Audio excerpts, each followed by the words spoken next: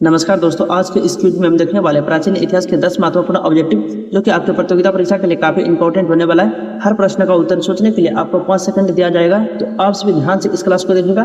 तो चलिए बिना देर करते क्वेश्चन को करते हैं शुरू। सिंधु घाटी सभ्यता का कौन सा स्थल गुजरात में स्थित है? बताइए, आपसे प्रश्न पूछा गया सिंधु घाटी सभ्यता का कौन सा स्थल गुजरात में स्थित है। तो यहाँ पर आपको 5 सेकंड दिया जाता है।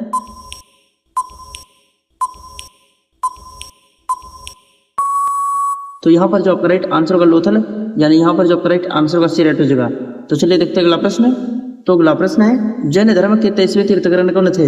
बताइए, आपसे प्रश्न पूछा गया है जैन धर्म के 23वें तीर्थंकर कौन थे। तो यहाँ पर आपको 5 सेकंड दिया जाता है।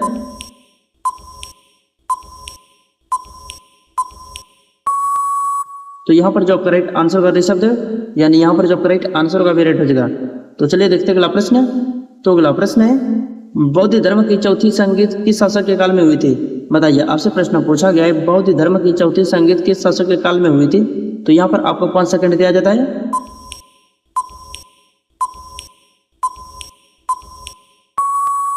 तो यहाँ पर जो करेक्ट आंसर होगा कनिष्क, यानी यहाँ पर जो करेक्ट आंसर होगा वी राइट हो जाएगा। तो यदि आप अभी तक हमारे चैनल को सब्सक्राइब नहीं किए तो चैनल को सब्सक्राइब करें, और वीडियो अच्छा लगे तो वीडियो को एक लाइक करके अपने दोस्तों के पास ज़्यादा से ज़्यादा शेयर करें, ताकि वह भी इस वीडियो से कुछ सीख सके। और यदि आप इस वीडियो को हमारे फेसबुक पेज पर देख रहे हैं तो पेज को फॉलो जरूर कीजिएगा। तो चलिए देखते हैं अगला प्रश्न। तो अगला प्रश्न है, भारत का नेपोलियन किसे कहा जाता है? बताइए, आपसे प्रश्न पूछा गया है भारत का नेपोलियन किसे कहा जाता है। तो यहाँ पर आपको 5 सेकंड दिया जाता है।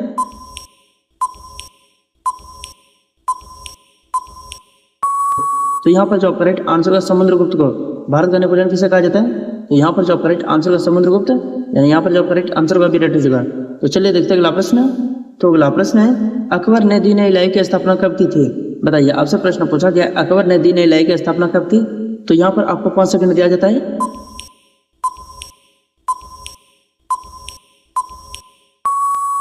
तो यहाँ पर जो करेक्ट आंसर होगा 1582, यानी यहाँ पर जो करेक्ट आंसर होगा वी राइट हो जाएगा। तो चलिए देखते हैं अगला प्रश्न। तो अगला प्रश्न है, 1857 के विद्रोह में बिहार का नेतृत्व किसने किया था? बताइए, आपसे प्रश्न पूछा गया है 1857 के विद्रोह में बिहार का नेतृत्व किसने किया था। तो यहाँ पर आपको 5 सेकंड दिया जाता है।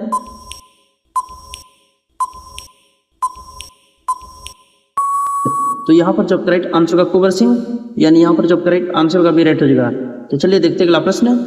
तो अगला प्रश्न है, बंग भंग कब रद्द किया गया था? बताइए, आपसे प्रश्न पूछा गया है बंग भंग कब रद्द किया गया था।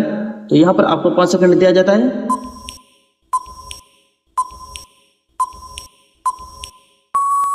तो यहाँ पर जो करेक्ट आंसर होगा 1911, यानी यहाँ पर जो करेक्ट आंसर होगा वी राइट हो जाएगा। तो चलिए देखते हैं अगला प्रश्न। तो अगला प्रश्न है, लाला लाजपत राय की मृत्यु किस आंदोलन के दौरान हुई थी? बताइए, आपसे प्रश्न पूछा गया है लाला लाजपत राय की मृत्यु किस आंदोलन के दौरान हुई। तो यहाँ पर आपको 5 सेकंड दिया जाता है।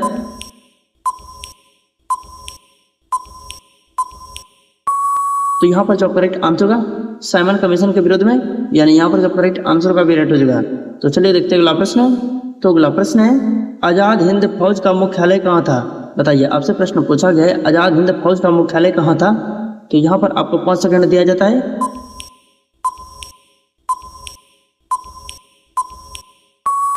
तो यहाँ पर जो करेक्ट आंसर होगा सिंगापुर, यानी यहाँ पर जो करेक्ट आंसर होगा वी राइट हो जाएगा। तो चलिए देखते हैं अगला प्रश्न। तो अगला प्रश्न है, भारतीय संविधान सभा के अस्थायी अध्यक्ष कौन थे? बताइए, आपसे प्रश्न पूछा गया है भारतीय संविधान सभा के अस्थायी अध्यक्ष कौन थे। तो यहाँ पर आपको 5 सेकंड दिया जाता है।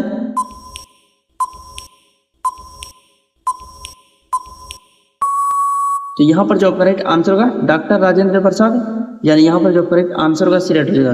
तो यदि आप अभी तक हमारे चैनल को सब्सक्राइब नहीं किए तो चैनल को सब्सक्राइब करें, और वीडियो अच्छा लगे तो वीडियो को एक लाइक करके अपने दोस्तों के पास ज़्यादा से ज़्यादा शेयर करें, ताकि वह भी इस वीडियो से कुछ सीख सके। और यदि आप इस वीडियो को हमारे फेसबुक पेज पर देख रहे हैं तो पेज को फॉलो जरूर कीजिएगा, और यदि इंस्टा पर देख रहे हैं तो इंस्टा को भी फॉलो जरूर कीजिएगा। तो चलिए मैं नेक्स्ट वीडियो में नेक्स्ट टॉपिक के साथ